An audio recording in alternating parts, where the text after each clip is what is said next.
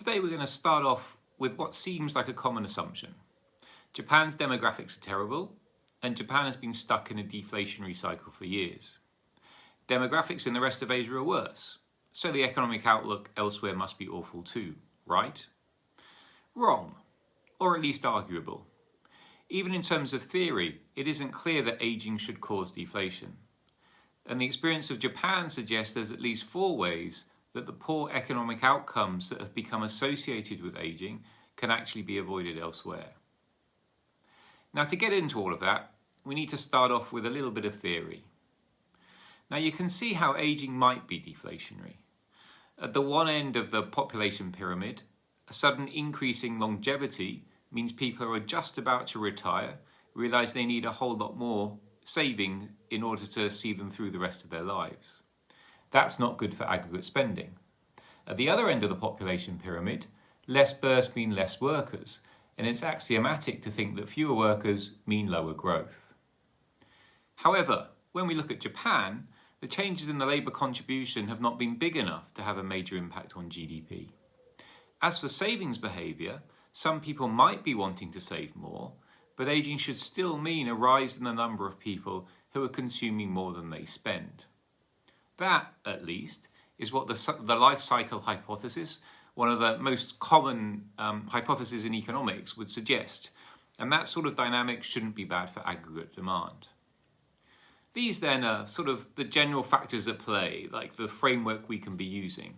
And with that in mind, it's now time to look at what's been actually happening in Japan and think about what the specific takeaways, therefore, are for the rest of the region.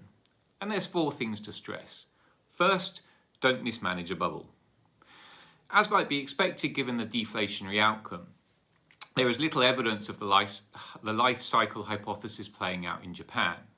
However, the evidence suggests that that's not just due to a rising longevity. The bursting of the bubble led to a sharp fall in incomes from rent and from bank deposits, just the sort of income that is particularly important to pensioners. That left these pensioner households in Japan with a shortfall, and that was addressed by reducing consumption and increasing savings. So from this, the lesson is to avoid a bubble, and if you have one, then to be proactive in responding when it bursts. On this front, when we look across Asia today, Korea and Taiwan look okay.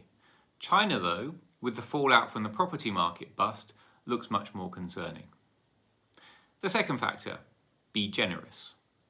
Obviously, while important, income from assets for most elderly people is at best a complement to their pensions.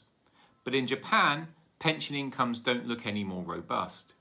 Indeed, as Japan's economy has deteriorated and government debt has risen, officials have been cutting pensions in real terms. With both property income and pensions coming down, it should be no wonder at all that pensioners in Japan are cautious about running down their savings. Now, in terms of these dynamics across the region now, Korea looks very different. Growth in property income for Korean households has remained positive. Welfare payments, meanwhile, have been growing at double-digit rates, even faster than wages. Opinion surveys conducted by the government suggest that all of this is having an impact, with elderly households at least before COVID looking happier than they had before. With wage growth remaining around 4%, in none of these ways is Korea starting to look like Japan. So the lesson from this is to make sure that pension finances are okay. And looking at the other economies, Taiwan clearly has room to boost welfare and pensions, given it has the strongest fiscal dynamics in the region and probably some of the strongest fiscal dynamics in the world. The situation in China, though, once again looks the most challenging, given the local government debt issues that are partly a response to what's been happening with the property market.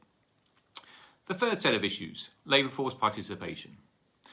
That Japan's falling population hasn't had a big direct impact on GDP is partly because the fall in the number of people entering the labour force has been offset by the rise in the participation of other workers.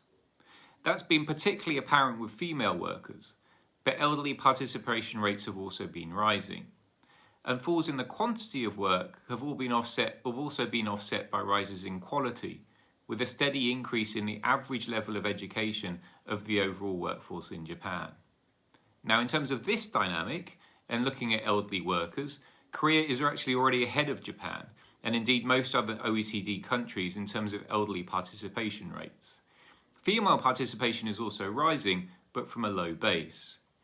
China seems to be struggling, an example being the slowness in changing the official retirement age from 50 for some women. And in terms of education, China clearly has more room to catch up, though the government's focus seems to have been more on tertiary education rather than secondary education. Then we've got the final issue, productivity. And perhaps obviously, the other thing that is important for economies in terms of their ability to cope with demographics is reform and revitalization. Now, it took a long time for Japan to get over the bubble, with non-manufacturing margins remaining very low right through to the global financial crisis. It's difficult to think that this slow-go change didn't impact Japan's overall economic prospects. Elsewhere, productivity and income trends look strongest in Taiwan, but it's also in this area that China has the most potential, perhaps, to avoid the Japanese experience. In industry there does look like there is a lot of upgrading going on, with the competitiveness of the manufacturing sector, and in particular in the private sector, being the most notable dynamic.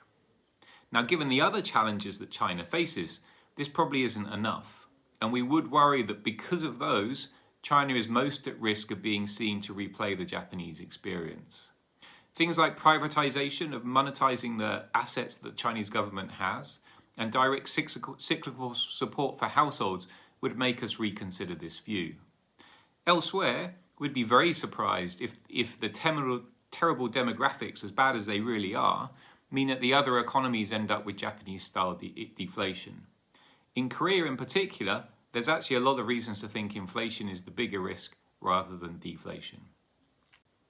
As before, if you want to keep up to date with what's happening in economics in the East Asia region, please sign up to our website, eastasiaecon.com. Thanks very much.